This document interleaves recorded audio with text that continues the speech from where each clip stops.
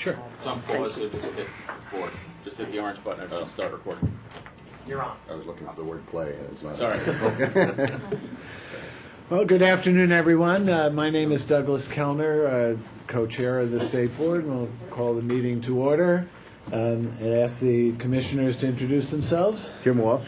Gregory Peterson. Evelyn Aquila. And our staff. Bob Brem. Cheryl Kauser. Bill McCann. Anna Savitsro. Joe Burns. John Conklin. Paul Collins. Kimberly Galvin. Todd Valentine. Karen Graves. Bob Warren. And we welcome Amy Allard from the League of Women Voters. As always, faithful. All right. First item on the agenda is approval of the minutes of April 9th. Is there a motion to approve the minutes? Those in favor say aye. Aye. Opposed? The minutes are approved. We'll do the unit updates. We'll start with our co-executive directors, Bob Brem and Todd Valentine. I think one of the largest, or the more interesting that we did this past several weeks is both Todd and I and Bill McCann testified May 7th and May 20th before two different Senate committees. The first was the Senate Election Law Committee, and the second was the Senate Independent Democratic Conference. We were invited to give information regarding, I think helping to clarify the work that we do on an ongoing basis with campaign finance enforcement. I think it was helpful for us to be there and to answer our questions. There seems to be a misunderstanding that, what is enforcement, what is an investigation, what are the numbers of what we actually do. The perception in some people's minds is we do less than we really are doing, and I think we did a good job explaining the tremendous amount of work it takes to keep track of the committees and support the training and questions that the candidates have, get the reports filed, and do the work that we do with the resources that we have. So I thought that was very helpful. In addition to some of the general work that we do from month to month, we did tell you at the last report that we were nearing completion of the annual internal controls that was completed and filed on April 25th. So that was good. We use that as an opportunity to meet with the units and review the critical programs that everybody has, as well as what are some of the risks and what can we do from year to year to, one, keep the document up to date with new responsibilities that we receive, and also mitigate the risks that we have to the best we can. There also were a number of updates with Project Sunlight. Both Paul and I attended many of them. I think there were 3 meetings that happened in that period of time, and I think the biggest issue, especially for the 4 commissioners, is the change in the interpretation that was given us as to what is a covered communication. At the time, telephone calls were included as covered communications, and now at 2 meetings ago, they told us that it was optional. At the meeting just recently, they told us, no, it's not optional anymore. They've removed that as a reporting. So anybody who had reported telephone calls in the process no longer appear, and there's no way to record a telephone communication as one of those items that we had passed out to all of you. Can I ask a question? Bob, what is Project Sunlight? You mentioned it to me. I've heard it, but who are they? What are they? I don't know. Well, it's the requirement that was in the ethics law that passed, how many years ago now? 3 years ago? That communications that occur be recorded. So it's, it's basically, if it's a written communication. That's not called Project Sunlight. That's what they call it. They do? That's the implementation of this phase, this part of it. So, Okay. Theoretically, the communications that are written are covered by FOIL. The verbal, if we have a meeting, in its certain categories that are covered communications. So within those covered categories, if we have a conversation, a meeting with individuals, there's a requirement that it be recorded electronically within 5 business days into this system that they've created, a computer database. and all of it is Project Sunlight. So, See, I never heard that referred to by that name. I'm ashamed of myself. I'm sorry. so that was the communication that we had indicated. And there's who are a you actually training. reporting to with that, with Project? It's a Sunlight? statewide database, so at some point it will be available to anybody, members of the public, to log in and look. It's a governor's program now. It's an executive. It's an executive program. Now, is it reported to the government besides in a different way? Or just the same way It's everyone one else? uniform database. Everybody, Okay, all right. everybody Thank you. reports. So we adopted a procedure which we have to amend now to just update that verbal communications aren't covered. So those Telephonic conversations can, communications. as it, pardon me? And telephonic. Telephonic, sorry, communications. you're correct. Okay. That's why we bring Paul with us to those meetings. And who is at that meeting, like, to hear what you had to say? Well, it starts with the Governor's Council, and they bring in all of the agency. We had to identify who Project Sunlight agency contacts. Oh, okay. And Paul, and for Yeah, I those really meeting didn't have it. I purposes is didn't- our contact. Tom Giroux helps with some of, get everybody logged in, what is your Yeah. Mm-hmm. password, those kind of Administrative. administrative functions. We have Tom help.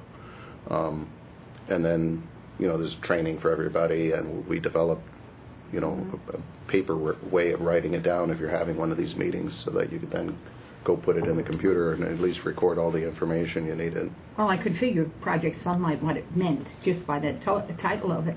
But I really asked the question more for the public. Do they understand what it is? I mean, we're reported, we keep, we let everyone know during our meetings what we meet for and what we talk about. I just thought a little more, I needed the clarity myself, and I'm glad I have it now. Thank you. At some point, the program will be launched when the executive's ready, and then it'll be online, and anybody can go look at this data. I think they're trying to work It's not out. available yet. It's available internally, that we understand what we're supposed to report and Oh, train okay. and get everybody putting the information in. But we're not. The only thing we've heard is it hasn't been launched publicly yet. Oh, okay. It's right now. It's internal.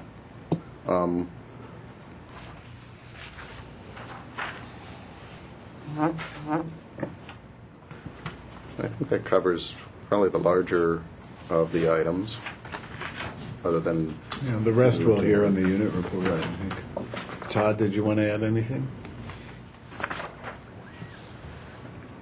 No, we're good for right now. We want to make sure. That took a while to filter through it. And then he scared me. And this is post-coffee, I don't know. There are a number of bullets in there. There are a number of bullets in the written report, and of course, anybody who wants the written report can, if they send us an email, we'll forward them the written report. So let's have the report from legal. Kim Galvin. Most of what we've done is in the written report. There just has been obviously an increase in county board and citizen calls regarding ballot access for the local elections. They occupy a lot of time.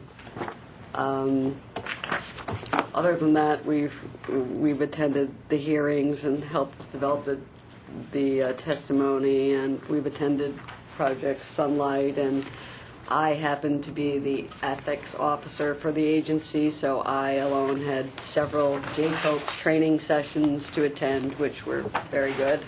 And now I have to train the staff live on what I've learned. I went to the trainers, so they're busy training us on a lot of different aspects of things. And do you have anything to add? Over the last month, in preparation for the Election Commissioners Association meeting, I've revised the election law update and just am awaiting bipartisan sign-off so we can get it out of the building. But one of the interesting things about it is the Congress of the United States changed the Hatch Act and removed some of the bars for running for federal office, for state and local office. Kind of interesting. For instance. It used to be if your position were funded by any federal grant, etc., Congress changed that and said it has to be wholly funded, which is quite a and significant, you can appreciate that, Commissioner, the significance. Yeah. You know, like, Is that effective right now? it was effective, I think, January 31st, something like that. It was passed in the end of November, and then the President signed it, but yep. So that's helpful, and I think we are looking forward to getting the update out. I've heard several commissioners asking Yeah. for the new update, so I'm glad you got that draft done. I hope we'll get it signed off soon. All right, great. Anna Spitzero, election operations. Thank you, Commissioners. We've been busy as well in election operations. We are responding to county board phone calls concerning the NCOA processing that was completed by the IT unit here. We contract with vendors who are licensees for the U.S. Post Office to get address change information, and that's been shared with the county boards electronically. The counties often have questions on the list maintenance procedures, so we're responding to those. We provided certificates of vacancy to the City Board of Elections due to the resignations in the 53rd and 86th Assembly Districts. We have provided party calls to the counties. All of the parties, save the Green Party, have filed their party calls with us, and the party call details the number of judicial delegates and alternates that are to be elected this year and how they're apportioned amongst those districts, and also any state committee positions that are up are part of those party calls. Our list of Supreme Court vacancies, which was shared with all the boards in March as part of our initial certification, has been amended a few times since then due to resignations and other issues, and as OCA provides those changes to us, we amend our certification and share with the parties and with the county boards that are involved in those districts. We have for you, as an informational piece, our work on the end-of-life issues with Dominion. Those have been determined to be de minimis by our lab, and our procedure says that we simply share those with you, so that corresponding report is in our packet here today. We're hoping to wrap up our RFP lab selection process. Joe and I have to do an executive review. Joe has been out of the country. For those of you who don't know, we're happy to have him back in his very distinguished imported tie. He's been in China for several weeks, so if you are interested in any ground level stories, Joe would be happy to share them with you. I don't think there were any other ties other than those that came from China. These are the Chinese knockoff. Or the American knockoff. Yeah, maybe USA. So as soon as we get Joe grounded, we'll make sure that we've done our executive review, and we'll share that with OGS and hopefully wrap that lab selection process up.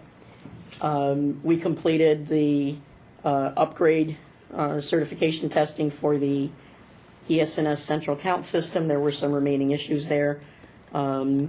Once the internal workings of that report are done, it'll be back on the agenda for your vote, hopefully at the next meeting. Nobody's clamoring to purchase that system, so it's not necessarily derailing anything at the moment, but the work is done, and we're prepared to move on that whenever the board is ready to. Other than that, we, in election operations, as well as others in the agency, completed online equal employment opportunity training. There's a certification that comes from that, and we filed those with the administration office so that they'll know that everybody's completed that required personnel training. Usual questions from the county boards that we've been responding to. Bob Warren and his team dealing with boards who are building ballots for school board elections that we're going to be using our scanners, also village elections, etc. One of the boards didn't have their hardware done, so we actually built their school board election for them. So we were happy to help out in that way, and the board was happy to get that assistance as well, and we're always prepared to do that for whoever needs it. The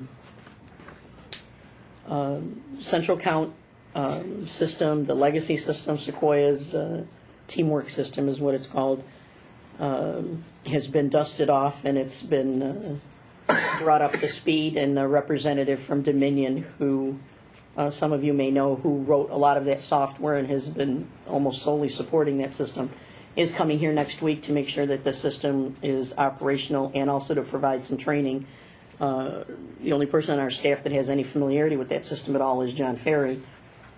Perhaps a testament to the system is that we don't get a lot of requests for assistance with that system. It seems to be functioning as intended and without incident. But Jim Alexander is going to come down and make sure that our team here is well versed in that system and be prepared for whatever next steps the board decides to take with it. I don't think I have anything else. Joe, do you have anything? Anna, could you report on the status of the report on the EAC grant for reviewing audit procedures? John Ferry has taken a first stab at a draft for that. We're hoping to move forward on some additional development that we'd like that vendor to do. The pilot projects that we did with the system. You're talking about the clear ballot system? Excuse me, yes. Automated audit process as it's proposed right now. The county boards where we piloted it made a number of comments relating to some better articulated reporting in the functionality of the system.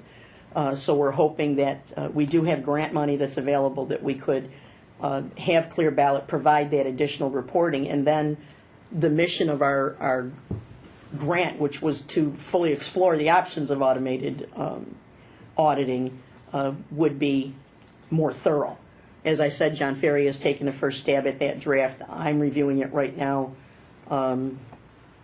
making it a little more generic and not so much Clear Ballot oriented, reviewing the mission and the goals of the project, et cetera. So I hope to have a draft to share in a couple of weeks on that front. The county boards were very impressed with it, thought it would be an excellent addition, especially the larger boards where the audits are considerably larger. It would probably be helpful. One of the things that we found out in the research we were doing on how the existing central account systems were working were that a number of boards didn't realize that the 3% audit applied to their central account systems. So we expect that to be remedied. The boards have acknowledged that they missed that particular nuance in the regulation, and they'll be resolving that moving forward. So there'll be more of an opportunity to consider the value of automating that process, which again will make it part of our report. The other report that stems from that grant concerns the test deck, and that's a lot easier for us to put together. We've had a very robust test deck process. We're very pleased with the DVD that we had. We've shared that, got a lot of positive feedback from the counties and others with whom it was shared. So that report too will be drafted. The Clear Ballot one was the more the larger report, the more difficult report. It's a lot newer territory for us, so it's taking a little more time to come together. And, I note that last month Florida adopted legislation providing for automated audits. Yes. Similar to the projects that they had been working on, the pilot projects that are parallel to what we had been doing. Yes. Do you anticipate that the staff report will be recommending legislation to change the manual audit requirement that's now in 9-11? Our preliminary conversations have leaned that way, yes. I haven't come up with exact language or anything. We're going to have what to is talk the about schedule now? When do you anticipate that you'll have a draft for the commissioners? I had hoped to have a draft that I can share with you in a couple of weeks. Obviously, the board is not likely to meet by that time, but we can certainly share it and get some informal comments and keep working on it so that perhaps we can present it formally at your next meeting. Great. That's very good. All right, anything else? Florida had been in very bad trouble. That's why Thank you. they're ahead of us on this. Well, they beat us on this one. I hope. Well, they we needed might have to. been the They first, needed but- to. All right. So John, there's John. So John Conklin for public information. Thank you, Commissioner. Public information's been pretty busy since the last meeting. We did a lot of assistance on the testimony and compiling statistics for the group that testified in the state Senate. We answered a lot of follow-up questions from the media on that testimony. We've been doing the other routine parts of our job. There have been a lot of questions about the village elections this time of year and the school district elections. We're processing our FOIL requests and those more routine matters. Greg and Patrick have continued their visits to the local boards on nice voter procedures, and they're going well. We posted the 2013 political calendar and the April 1st enrollments, and I think those are pretty much the highlights for us. Anything else? All right, then we'll ask Bill McCann to do the report for campaign finance. Thank you, Commissioner. Liz is attending to some personal matters, so I'll be presenting the report today. Just some little information. Josie Jackson in our unit, who's been a long-time employee, has done a great job again in preparing our contribution limits, which is a rather tedious process. It's math. So she does a great job with that, so we've sent that to the Public Information Office, and those will be posted if they haven't. I think they have been. They're going up today. Yeah. Just some numbers as we like to provide. Our active filers, which is always an issue of interest, is now over at 12,600, nearing 12,700. That number increases throughout the year, and I anticipate that it will continue to increase, especially as education filters down locally. I think more local filers, as they become aware of their obligations, are. What was it 4 years ago, Bill? I can't tell you 4 years ago, but I can tell you when the program first came in, it was about 1,500, So we went 1,400 from filers. 1,500 to 12,000. Almost 13,000. So it's a rather large increase since 2006. Towards that end, we look to facilitate filing, but we also have greatly ramped up our education program, and right now our education training staff is literally on the road. We're doing 32 seminars this season, including our CLEs, and we just received a 3-year renewal on our accreditation for CLE, which I know was of interest to Commissioner Kellner, and also Mary Ellen Walsh, who's our chief trainer. She'll be presenting at the ECA summer conference to the board, so that'll be interesting as well. Of note, our audit staff is working on the 2012 corporate over contribution audit, as well as the 2012 election cycle audit for the legislature. We're also in the process of working with IT on software review and evaluation. And also, one of the things we've been bringing up on a regularity is our process server RFP. We've been working on that. The contract expires in July. We had sent out our stuff to OGS in literally in the beginning of January. We just heard back from them last week. So the likelihood of having the RFP and a new contract in place for July is not going to happen. But they've assured us that we'll be able to find a way to have our vendor be able to provide the service in line with the July periodic. So that's the general report. Bill, I don't see Dave Loomis here, so I'm going to ask you if you could. Oh, No, Dave's not here. right. Okay. So if Bill, you could report on what's been what developments there have been with upgrading the campaign finance computer system. Sure. I know that staff, in particular IT staff, has been looking at alternative programs that some commercial vendors have to see if there's anything that they might look to incorporate into a program. They're working on in essence, a redesign, looking at the system and its components now, and I think they're almost set with a project scope of some type, and then I think at that juncture they'll come to the board with either a proposal to either develop it in-house or seek alternative, vendors. So, but Dave, I have to tell you, since Dave's arrival, he has really been a sea change in the functionality of IT, and they do a tremendous job. We always had a good working relationship with IT, but Dave has really taken a very positive approach and a can-do attitude to all the stuff that we do. So he's doing a tremendous job in our estimation. So there are 3 bullets in his report with respect to the upgrading of the system. And I know that there have been some discussions also with the executive directors and the governor's office in terms of funding the project. And I wonder if either you or Todd or Bob could elaborate on what's going on with that and what the prospects are of getting the funding to upgrade the system. Yeah, I did not participate. I mean, I know that they had the meeting and budget was here to get a better sense of what the project scope might be and what the cost might be. But I know Todd and Bob attended that, so perhaps they could speak to it. I think, as we're in a new world with the technology issues with the administration.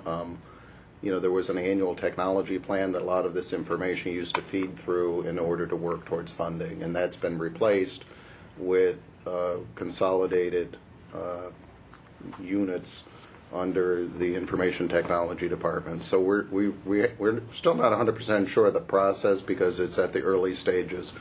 But part of the information sharing was to put this project on the list, identify the resources that we've identified that we need, that we can bring to the table. And specifically, Dave has done that working with us and the staff, that we need 2 short-term IT resources to complete the project, to help to do the actual business writing and analysis and management of the project, in addition to work he is doing to have our own staff trained so they're ready to do the redesign, and then to put the building blocks together. So we've identified the additional resources to the information technology cluster. I know Dave has had specific meetings with the head of the cluster to at least explain the project. If you could just explain what that is, because that's... We are in the general government cluster for information technology as opposed to, say, crime and corrections or healthcare. So we're lumped together, which basically, for lack of a better term, everybody else. So this is a state government organizational issue. Correct. So all of the information technology requests now go through their cluster. They're identified on a project list. The resources are requested, and at some point that's supposed to feed into the resources to get the jobs done if they need additional resources beyond what the agency already has. This project clearly requires some additional resources than our 11 people in IT can do, and we've identified through the general government information technology cluster, what those needs are. In addition to that effort, Division of Budget came to visit, and we had a meeting with them to kind of describe pretty much the same information. And they walked away understanding that we need additional resources than what we have now, and a better understanding of what our needs are. So I'm not sure who else we need to talk to, but we've included it in our testimony when we went to the Senate, the 2 Senate hearings, and we share this information to anybody who asks us. It really is something that needs to be done to bring both the candidate management and the financial management system into something that better serves our need now and allows us a more transparent, easier way for treasurers to approach the system and to file the information with us and our staff in order to get routine reports, to do audits and review what's happening in an easier way. The senators that listened to you, did they seem open to the fact of more funds for the program? They seem to understand better our needs. Nobody has written us a check yet, so. I thought somebody might have said, "Well, this is something we should." This is the first time I think we feel we're getting serious attention from the governor's office. I think on a bipartisan basis, when you Yes. talk to people, they understand we are doing an awful lot with the resources we have. We are willing to do more if we had more resources, and that our technology is old and it needs to be improved for a number of reasons, to help the treasurers know what to give us, to report it easier, to give our staff the ability to look and see is it correct, so that we can call you on the phone and say, you missed something here. It's very hard for all those things to happen. And to increase transparency, to And- make it easier for the public to log on and find accurate information.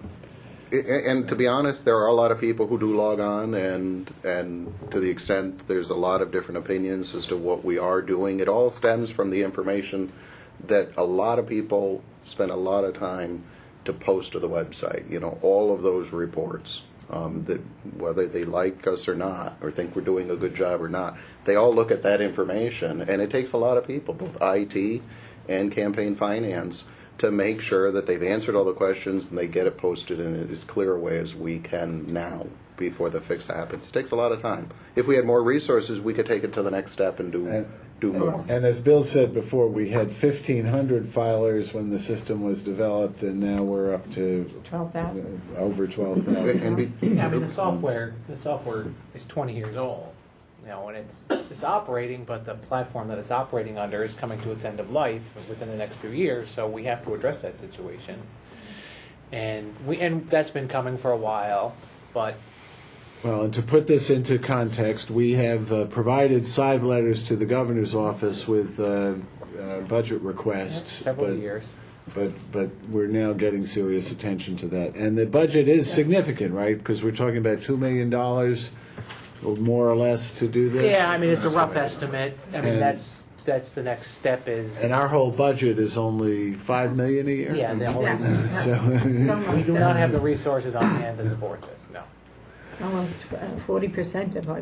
Yeah, not without any additional help. all right. Well, I appreciate it, because I think people are interested in that, and it's Very helpful much to so, have that I in the think, very reports. much so. All right, so if that concludes the unit reports, we'll move on to the business agenda. For old business, we have the central count absentee systems discussion. We have preliminary information from the questions that the board outlined for us. We framed those questions, sent them on to the boards that are currently using that system. We got 9 responses. 7 of the 9 plan to acquire a newly certified central count system.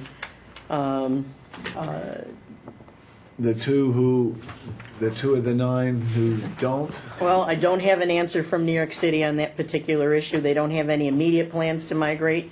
Albany County doesn't intend to migrate until the price is reduced, which is certainly their prerogative. All of the counties had very positive things to say about the system. We did have some issue with these boards not immediately picking up on the 3% audit requirements for central count systems as well, but most of them responded that they will be complying with that requirement moving forward. We're also going to make sure that we add that to our acceptance test procedures when we go to the boards and do acceptance testing of these new systems. Provide another copy of the regulation. We did that with the survey, but we'll provide that. And you want to summarize what the regulation requires?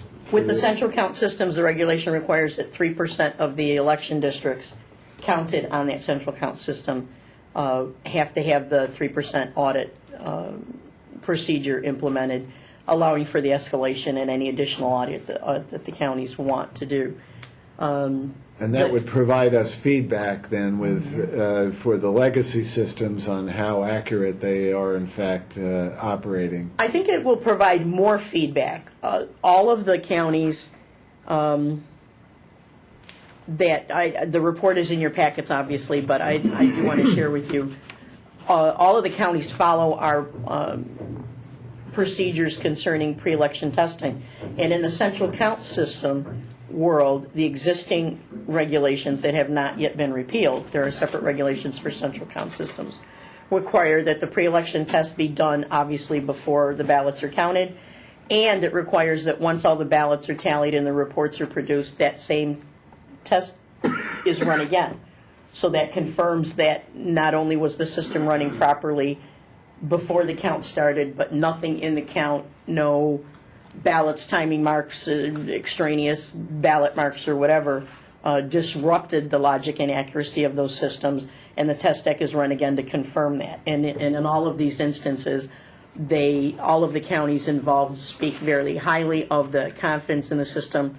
No problems to report. Again, as I said earlier, we don't get service calls on these systems or support calls on these systems. So all of these boards said that they had a high level of confidence in the accuracy of the system. They have not had challenges, candidate questions, et cetera. So they were very comfortable there. The migration stems mostly from the ability to build a single ballot style. Both of the systems use the existing EMS. Both of the newly certified systems use existing EMS. The legacy system requires that you build a whole separate ballot and a whole separate EMS system.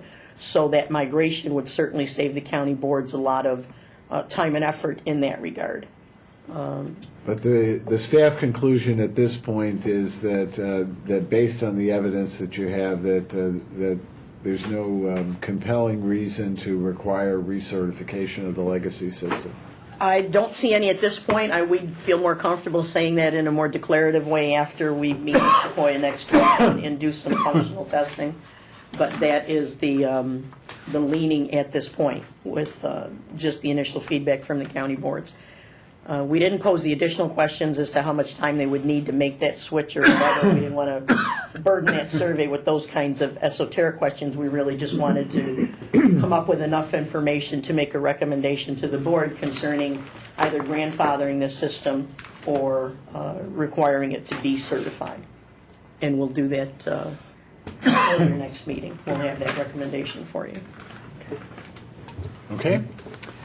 So the next item is the resolution to approve the amendment to the voter registration application. And I note that this, so the amendment is to include an optional email address box on the application. And that's at the formal request of the New York City Board of Elections, and several good government groups had been prompting them to make that request to us. Move for approval. All right, those in favor say aye. Aye. Opposed? So that's adopted, and the affidavit ballot application is amended to conform with that same extra box. Do I understand it correctly? Yes. That's the only change in the affidavit envelope. Correct. All right, those in favor of, okay, so that's all part of the same resolution. Well, it's two resolutions. Oh, they Is were it- two? Affidavit is Okay, 13-05. all right, so those in favor of the affidavit ballot resolution, say aye. Aye. Opposed? That's adopted. All right, we've received Anna's report on the de minimis changes to the Dominion image scan voting system, and no action is required unless anyone wants to raise an issue. Yep. All right. Next item is the resolution for the expenditure of federal HAVA funds for computer support services for Nysboe. That resolution's been distributed. What is the amount of money that we're authorizing? On 1307, it's a sum not to exceed 85,000. All right, those in favor of the resolution say aye. Aye. Opposed? It's adopted. Then the resolution for the expenditure of federal HAVA funds for network storage for Nysboe, and how much is that? 50,000 is that number. A sum not to exceed 50,000. It should be lower than that, but that's a cushion in case you get one bid price coming in. Yeah. And we pay more than that, so Right. it's a lesser amount than we're currently paying. And the statute requires a specific vote of the commissioners in order Correct. to expend the funds. All right, those in favor say aye. Aye. Opposed? And then I wanted to discuss very briefly the New York City runoff procedures that Todd Valentine and Bob Brem sent out their third memorandum today, explicitly approving the procedures and options for using ballot scanning for the runoff. And I just wanted to note that the commissioners have, that we've all Yes. It's our reviewed consensus. that, and we Yes. all agree We agree. that with the executive director's proposal. And I guess to confirm that when the two executive directors formally sign off, that they do speak for the board, for the whole Board of Elections. We Well don't put, have to vote Commissioner. on that. Doug, we don't vote on that? No, we don't need to, No, we because just say our, we support their consensus. well, we're confirming that, that Yes. the commissioners have in fact Right. reviewed the memorandum that the executive directors have sent out. That's proper. And that our own procedures are that when the executive directors both sign off, that they speak for the agency. Correct. Well put. Exactly. Thank you. All right, thank you, Commissioner. I don't believe that there's a need for executive session. We have one complaint not requiring preliminary determination. If it doesn't require a preliminary determination, is it an agenda item that needs a vote of the commissioners? Yeah, the procedure is that if a, when a complaint comes in, if it's assigned a number and it goes into the queue, then it has to be dealt with by the board. So that's why a CNRP is created. All right, So even though it formalized. isn't really an issue, okay. Correct. All right. So those in favor of approving the recommendation of the staff, say aye. Aye. Opposed? All right, that's done. We should discuss our next meeting date. Is there a We're proposal? looking for July 29th, that Monday. What day of the week is that? It's a Monday. I Monday? believe it's a Monday.